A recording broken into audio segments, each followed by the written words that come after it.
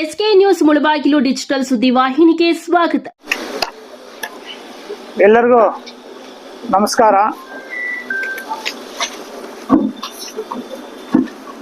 ಈ ದಿನ ನಮ್ಮ ಮಾಧ್ಯಮ ಮಿತ್ರರನ್ನು ಈ ಸುದ್ದಿಗೋಷ್ಠಿ ಕರೆಯಲು ಮುಖ್ಯ ಉದ್ದೇಶ, ನಮ್ಮ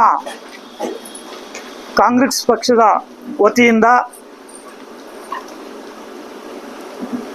ನಮ್ಮ ನಾಯಕರಾದಂಥ ಕೋಲಾರ ಜನಪ್ರಿಯ ಶಾಸಕರಾದಂಥ ನಮ್ಮ ಕೊತ್ತೂರು ಮಂಜಣ್ಣನವರ ಸಹಕಾರದೊಂದಿಗೆ ಮತ್ತು ನಮ್ಮ ತಾಲೂಕಿನ ಎಲ್ಲ ನಮ್ಮ ಕಾಂಗ್ರೆಸ್ ಪಕ್ಷದ ಮುಖಂಡರ ಮತ್ತು ಕಾರ್ಯಕರ್ತರ ಸಹಕಾರದೊಂದಿಗೆ ಉದ್ಯೋಗ ಮೇಳವನ್ನು ಆಯೋಜನೆ ಮಾಡಲು ನಾವು ಈ ದಿನ ಸುದ್ದಿಗೋಷ್ಠಿಯನ್ನು ಕರೆದಿದ್ದೇವೆ. ಮೊಟ್ಟ ಮೊದಲನೇದಾಗಿ ಗ್ಯಾರಂಟಿ ಸಮಿತಿಯ ಅನುಷ್ಠಾನ ಸಮಿತಿಯ ನಮ್ಮ ಕೊತ್ತೂರು ಮಂಜಣ್ಣನವರ ಸಹಕಾರದೊಂದಿಗೆ ಮತ್ತು ನಮ್ಮ ಕಾಂಗ್ರೆಸ್ ಪಕ್ಷದ ಎಲ್ಲ ಸಹಕಾರದೊಂದಿಗೆ ಉಮಾಶಂಕರಣ್ಣನವರನ್ನ ಅಧ್ಯಕ್ಷರನ್ನಾಗಿ ಘೋಷಣೆ ಮಾಡಿದ್ದೇವೆ ಮತ್ತು 14 ಜನ ಸದಸ್ಯರುಗಳನ್ನು ಸಹ ಘೋಷಣೆ ಮಾಡಿದ್ದಾರೆ ಮತ್ತು ಸರ್ಕಾರದಿಂದ ಆದೇಶವನ್ನು ಸಹ ನೀಡಿದ್ದಾರೆ. ನಾವು ಇದೇ ತಿಂಗಳು 20ನೇ ತಾರೀಕು ಫೂಲ್ಚಂದ್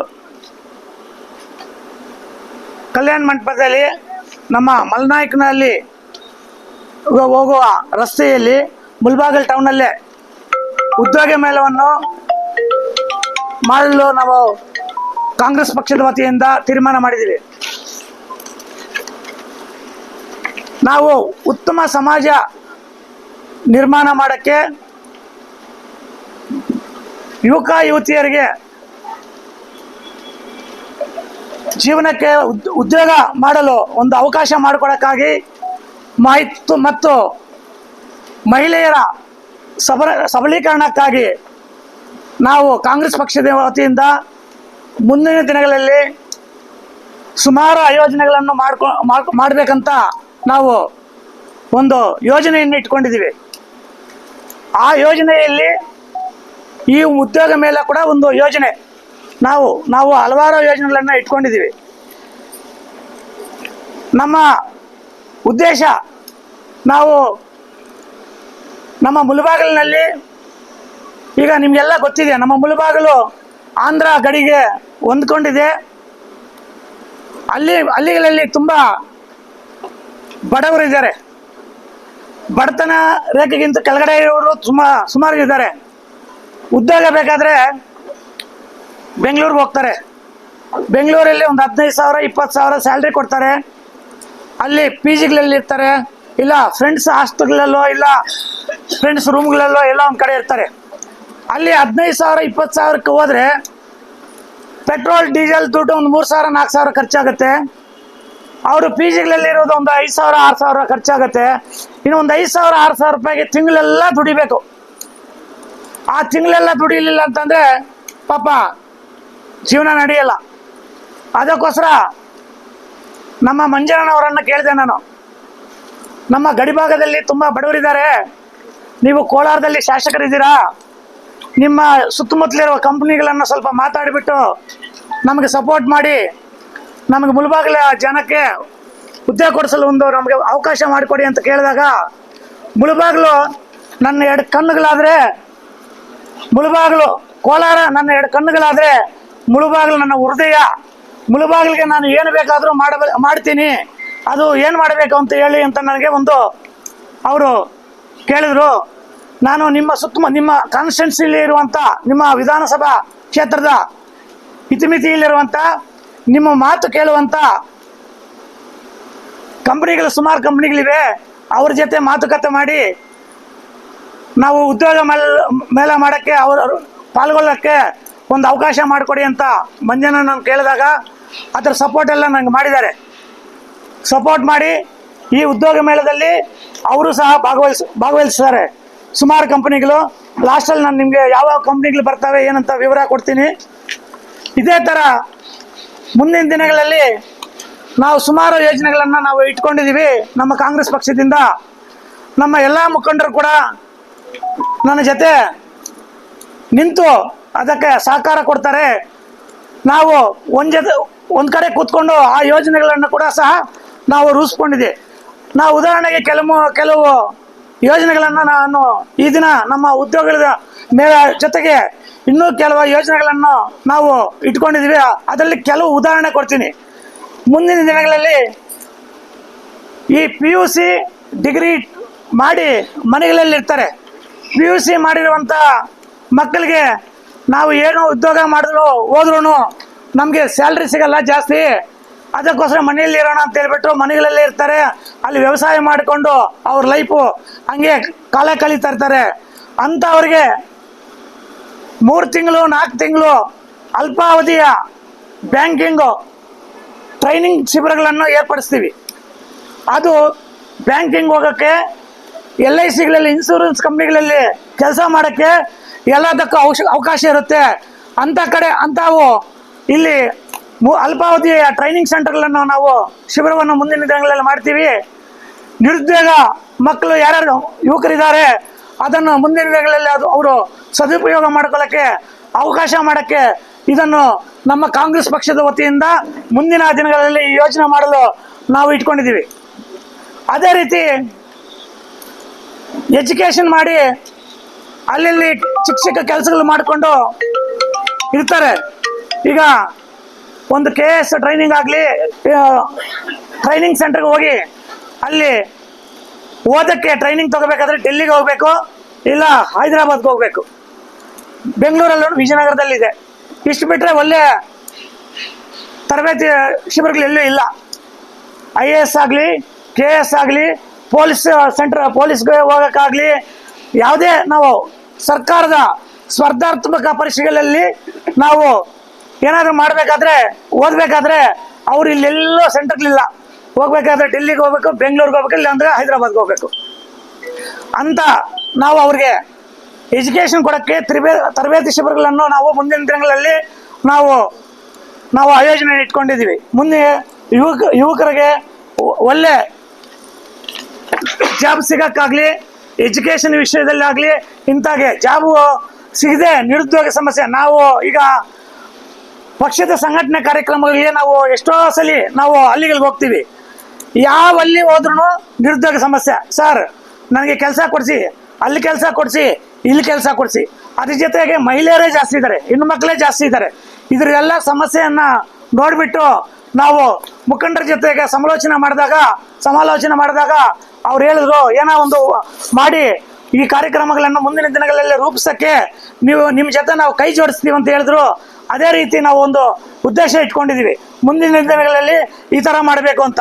ಇನ್ನೊಂದು, ಈಗ ಕನ್ನಡ ಮೀಡಿಯಮಲ್ಲೇ ಓದಿರ್ತಾರೆ, ಕನ್ನಡ ಮೀಡಿಯಮ್ ಓದಿ ಕೆಲಸಕ್ಕೆ ಹೋಗದೆ ಪಾಪ ಇಂಗ್ಲೀಷ್ ಬರಲ್ಲ ಅಂತ ಇರ್ತಾರೆ. ಅದನ್ನು ಕನ್ನಡದಿಂದ ಇಂಗ್ಲೀಷ್ ಕಲಿಸೋಕ್ಕೆ ಶಿಬಿರಗಳನ್ನು ಮಾಡೋಕ್ಕೆ ನಾವು ಪ್ಲ್ಯಾನ್ ಇಟ್ಕೊಂಡಿದ್ದೀವಿ. ನಾವು ಮೇಯ್ನು ವಿದ್ಯೆ, ಆರೋಗ್ಯ ಮತ್ತು ಉದ್ಯೋಗ ಈ 3ರ ಮೇಲೆ ನಾವು ಕಾನ್ಸಂಟ್ರೇಟ್ ಇಟ್ಕೊಂಡಿದ್ದೀವಿ. ಕೆಲವರೆಲ್ಲ ನೀವು ಎಲ್ಲ ಬೆಳವಣಿಗೆಗಳೆಲ್ಲ ನೋಡ್ತಾ ಇದ್ದೀರಾ. ಈ ರಾಜ್ಯಕ್ಕೆ ನಾನು ಇಲ್ಲಿ 70,000 ಸುಮಾರು 70,000 ಓಟ್ಗಳನ್ನು ಹಾಕಿದ್ದಾರೆ ನನಗೆ ಈ ಮುಳಬಾಗಿಲು ಜನ. ಅವರು ಋಣವನ್ನು ತೀರಿಸಬೇಕು. ರಾಜಕೀಯ ಹುದ್ದೆ ಬಂದು ಪವಿತ್ರವಾದ ಒಂದು ಹುದ್ದೆ. ಇದನ್ನು ದಯವಿಟ್ಟು ದುರುಪಯೋಗ ಪಡಿಸ್ಕೋಬೇಡಿ. ನನಗೆ MLA ಆದರೂ ಪರವಾಗಿಲ್ಲ, MLA ಆಗಲಿಲ್ಲ ಅಂದ್ರೂ ಪರವಾಗಿಲ್ಲ, ನಾವು ಸಮಾಜ ಸೇವೆ ಮಾಡೋಕ್ಕೆ ಬಂದಿದ್ದೀನಿ. ನಾನು MLA ಮಾಡಬೇಕಂತ ನೀವು ನನಗೆ ಆಶ್ವಾಸನೆಗಳು ಕೊಟ್ಟು ಸುಮ್ಮನೆ ದುರುಪಯೋಗ ಮಾಡ್ಕೋಬೇಡಿ. ನೀವು ನನ್ನ ಜೊತೆಯಲ್ಲಿ ಬಂದರೂ ಪರವಾಗಿಲ್ಲ, ಬರಲಿಲ್ಲ ಅಂದ್ರೂ ಪರವಾಗಿಲ್ಲ, ನಾನು ಸಮಾಜ ಸೇವೆ ಮಾಡಿಕೊಂಡು ಮುಂದುವರಿಸ್ಕೊಂಡು ಹೋಗ್ತೀನಿ. ನನಗೆ ಕೆಲವರು ಬೆದರಿಸ್ತಾರೆ. ಈ ಬೆದರಿಕೆಗಳಿಗೆಲ್ಲ ನಾನು ಜಗ್ಗುವನಲ್ಲ, ಬಗ್ಗುವನೂ ಅಲ್ಲ. ನಾನು ಸಮಾಜ ಸೇವೆ ಮಾಡ್ತೀನಿ. ಈ ತಾಲೂಕದಲ್ಲಿ ನನಗೆ ಸುಮಾರು 2.5 ಲಕ್ಷ ಜನ ನನ್ನ ಹಿಂದೆ ಇದ್ದಾರೆ. ನನಗೆ 70,000 ಓಟ್ ಕೂಡ ಕೊಟ್ಟಿದ್ದಾರೆ. ಆದರೆ ನಾನು ಈ ರಾಜಕೀಯ ಹುದ್ದೆಯನ್ನು ದುರುಪಯೋಗ ಪಡಿಸ್ಕೊಂಡು ಅದರ ಆಶ್ವಾಸನೆಗಳಿಗೆಲ್ಲ ಜಗ್ಗಲ್ಲ. ದಯವಿಟ್ಟು ನನಗೆ ನೀವು ದುರುಪಯೋಗ ಪಡಿಸೋಕ್ಕೆ ಹೋಗಬೇಡಿ. ನಾನು ಈ ರಾಜಕೀಯ ಹುದ್ದೆಯನ್ನು, ನಾನು ಈ ಪವಿತ್ರವಾದ ಹುದ್ದೆಯನ್ನು ನಾನು ಯಾವುದೇ ಕಾರಣಕ್ಕೂ ದುರುಪಯೋಗ ಪಡಿಸ್ಕೊಳ್ಳಲ್ಲ.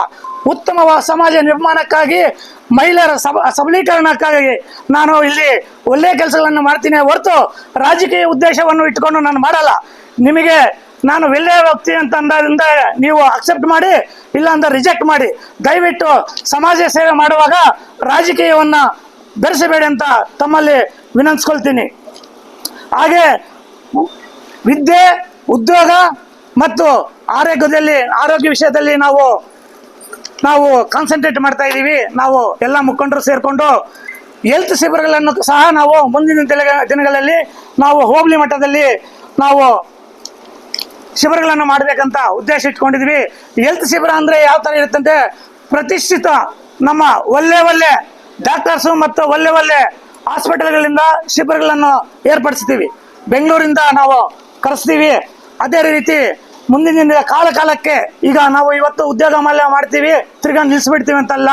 ಇನ್ನೂ ಕಾಲಕ್ಕೆ ಈಗ ಇನ್ನೂ ಪ್ರತಿಷ್ಠಿತ ಬೆಂಗಳೂರಿಂದ, ಚೆನ್ನೈಯಿಂದ, ಇಡೀ ಕರ್ನಾಟಕದಿಂದ ಒಳ್ಳೆ ಕಂಪ್ನಿಗಳನ್ನು ತರಕ್ಕೆ ನಮ್ಮ ಮುಳುಬಾಗಿಲಿಗೆ ಮುಂದಿನ ದಿನಗಳಲ್ಲಿ ಯೋಜನೆ ಮಾಡ್ತೀವಿ. ನಾನು ಸುಮಾರು 13 ವರ್ಷಗಳಿಂದ ನಾನು ಸಮಾಜ ಸೇವೆ ಮಾಡ್ಕೊಂಡು ಬರ್ತಾ ಇದ್ದೀನಿ. ನನಗೆ ಕೆಲವು ಕಾರಣಗಳಿಂದ ನನಗೆ ಅಪಘಾತವಾಗಿರೋದ್ರಿಂದ ನಾನು ಸ್ವಲ್ಪ ದಿನ ನಿಲ್ಲಿಸ್ಬಿಟ್ಟೆ. ನಿಮಗೆಲ್ಲ ವಿಷಯ ಗೊತ್ತಿರೋದೆ. ಮುಂದಿನ ದಿನಗಳಲ್ಲಿ ನನ್ನ ಕಾಂಗ್ರೆಸ್ ಪಕ್ಷದ ಎಲ್ಲ ಮುಖಂಡರ ಬೆಂಬಲದೊಂದಿಗೆ ಮುಂದಿನ ದಿನಗಳಲ್ಲಿ ಈ ಸಮಾಜ ಸೇವೆಯನ್ನು ಮುಂದುವರಿಸ್ಕೊಂಡು ಹೋಗ್ತೀನಿ. ಅದೇ ರೀತಿ ನಾನು ದೀರ್ಘ ಸುಮಂಗಲಿ ಭವ ಕಾರ್ಯಕ್ರಮವನ್ನು ನಮ್ಮ ಹೆಣ್ಣುಮಕ್ಕಳಿಗೆ ಒಂದು ಕಾರ್ಯಕ್ರಮವನ್ನು ಮಾಡಲು ಒಂದು ಘಟಗುಡಿಯಲ್ಲಿ ಒಂದು ಆಯೋಜನೆ ಮಾಡಿರ್ತೀವಿ. ಆ ಆಯೋಜನೆಯಲ್ಲಿ ಒಂದೇ ಒಂದು ಕಾರ್ಯಕ್ರಮ ಆಗಿದೆ. ಮುಂದಿನ ದಿನಗಳಲ್ಲಿ ಈಗಾಗಲೇ ನಾನು ಆಶ್ವಾಸನೆ ಕೊಟ್ಟಿದ್ದೀನಿ. ತಾಯ್ಲೂರು ಹೋಬಳಿಯಲ್ಲಿ ಮುಂದಿನ ಕಾರ್ಯಕ್ರಮವನ್ನು ಆಯೋಜನೆ ಮಾಡ್ತೀವಿ ಅಂತ.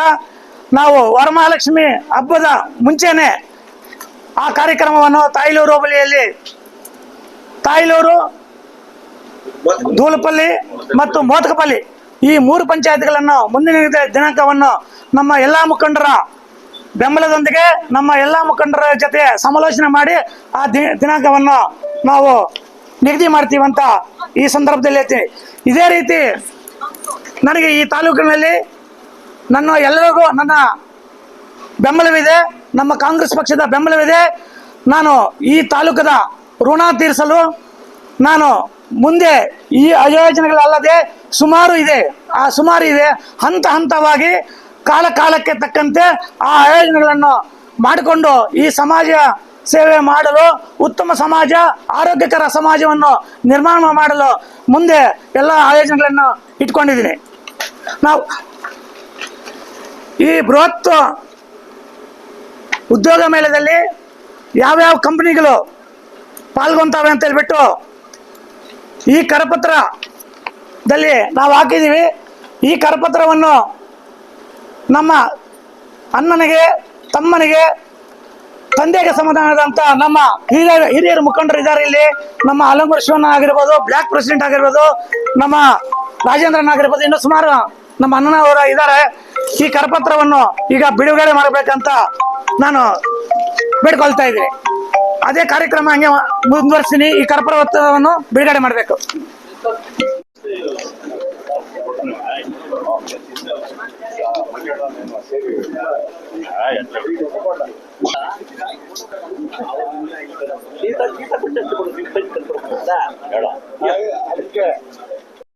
ಬನ್ನಿ.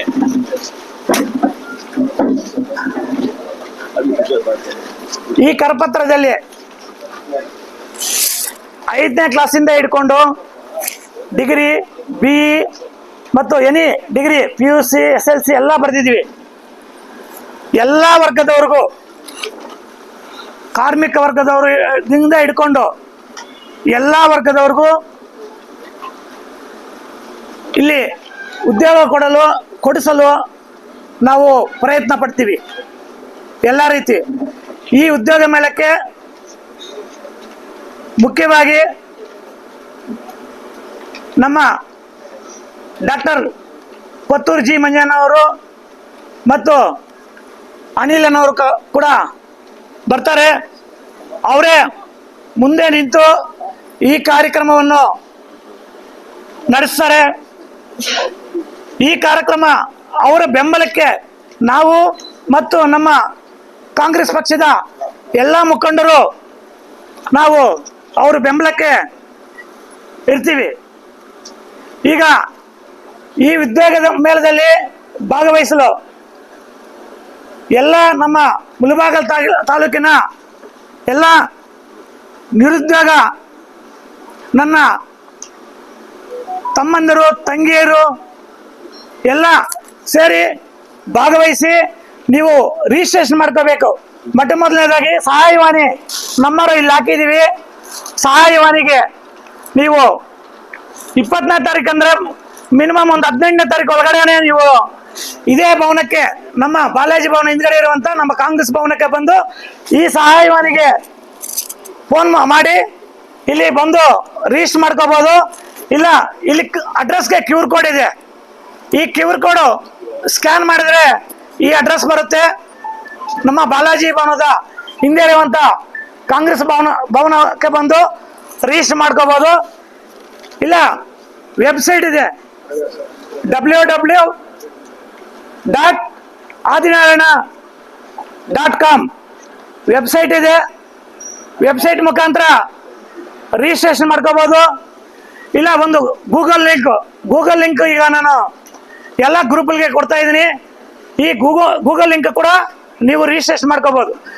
ನೀವು ಮೊದಲೇ ರಿಜಿಸ್ಟ್ರೇಷನ್ ಮಾಡಿಕೊಂಡ್ರೆ ನಮಗೆ ಬೆಂಬಲಿಸಿದ್ದಾಗ ಆಗುತ್ತೆ. ಯಾಕಂತಂದರೆ ಎಷ್ಟು ಜನ ಬರ್ತಾರೆ, ಅವರಿಗೆ ಊಟದ ವ್ಯವಸ್ಥೆ ಏನು, ಅಕಾಮಿಡೇಷನ್ ಏನು ಅಂತ ನಾವು ನೋಡ್ಕೊಳ್ಳೋಕ್ಕೆ ಸ್ವಲ್ಪ ಈಸಿ ಆಗುತ್ತೆ. ದಯವಿಟ್ಟು ನೀವು ಮೊದಲೇ ರಿಜಿಸ್ಟ್ರೇಷನ್ ಮಾಡಿಕೊಂಡ್ರೆ ನಮಗೆ ಅನುಕೂಲ ಆಗುತ್ತೆ. ಅದರಿಂದ ದಯವಿಟ್ಟು ಎಲ್ಲ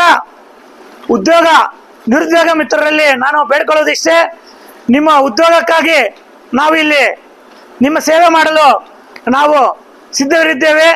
ನಮ್ಮ ಎಲ್ಲ ಇಲ್ಲಿ ಕಾಂಗ್ರೆಸ್ ಮುಖಂಡರು ಕೂಡ ನಿಮ್ಮ ಸೇವೆ ಮಾಡಲು ಎಲ್ಲರೂ ಸಿದ್ಧರಿದ್ದೇವೆ.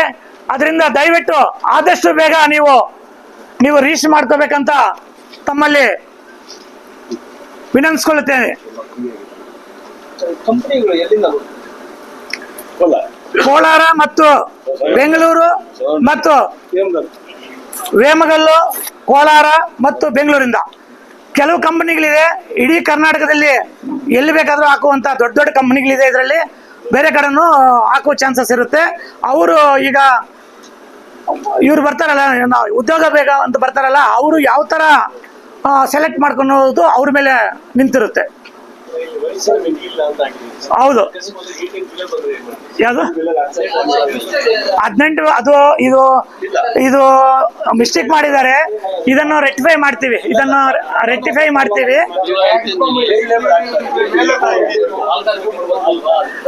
ಇದನ್ನ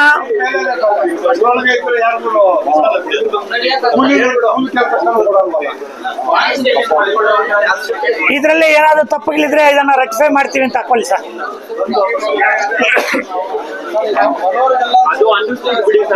ಹೌದು, ಇಲ್ಲ ಅಲ್ಲಲ್ಲ, ಒಂದು ನಿಮಿಷ ಹೇಳಿ ಅಲ್ಲಿ.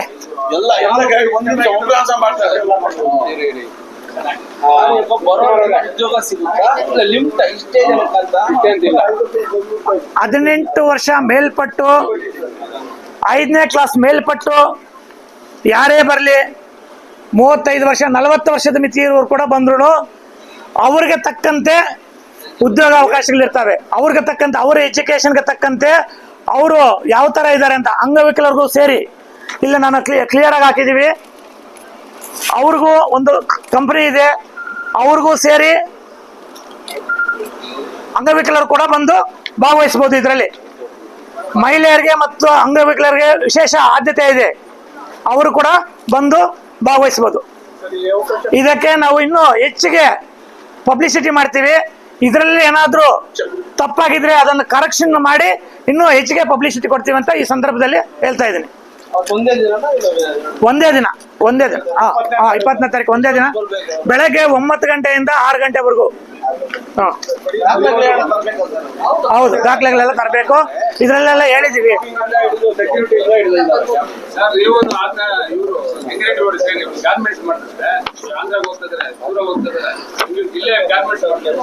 ಒಂದ್ ನಿಮಿಷ, ನಾವು ಹಾಕೊಂಡಿರುವ ಯೋಜನೆಗಳಲ್ಲಿ ಮಹಿಳೆಯರಿಗೆ ಮಹಿಳೆಯರಿಗೆ ಆ ಟ್ರೈನಿಂಗ್ ಸೆಂಟರ್ ಕೂಡ ಒಂದಿದೆ ನಾವು, ಬಟ್ ಗಾರ್ಮೆಂಟ್ ಮಾಡಲ್ಲ, ಟ್ರೈನಿಂಗು, ಓನ್ಲಿ ಟ್ರೈನಿಂಗ್ ಶಿಬಿರ. ಅದನ್ನು ನಮ್ಮ ಒಂದ್ ನಿಮಿಷ, ಅದನ್ನು ಸರ್ಕಾರದ ಲೆವೆಲ್ ನಾವು ಆ ಮಟ್ಟಕ್ಕಿಲ್ಲ. ನಮ್ಮ ಹತ್ರ ನಮ್ಮದು ನೀವ್ ಹೇಳ್ತಾ ಇದ್ದೀರಾ ಏನಂತ, ಸಂತೋಷ ಇಲ್ಲಿ ಗಾರ್ಮೆಂಟ್ ಮಾಡಿ ಅಂತ. ನಮಗೆ ಆ ಗಾರ್ಮೆಂಟ್ ಮಾಡುವ ನಾಲೆಡ್ಜ್ ನಮ್ಗಿಲ್ಲ. ಗಾರ್ಮೆಂಟ್ ಅಲ್ಲಿ ಕೆಲಸ ಮಾಡಕ್ಕೆ ಶಿಬಿರ ಏರ್ಪಡಿಸೋ ನಾಲೆಡ್ಜ್ ನಮ್ಗಿದೆ, ಅದನ್ನು ಕೊಡ್ತೀವಿ.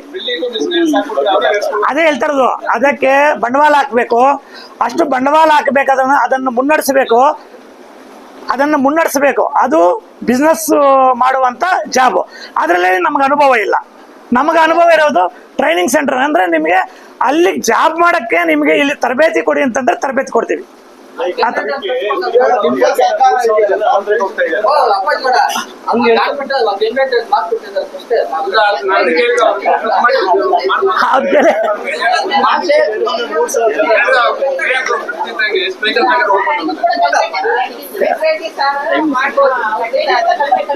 ಸಮಯ ಕೂಡ ಬರ್ಲಿ.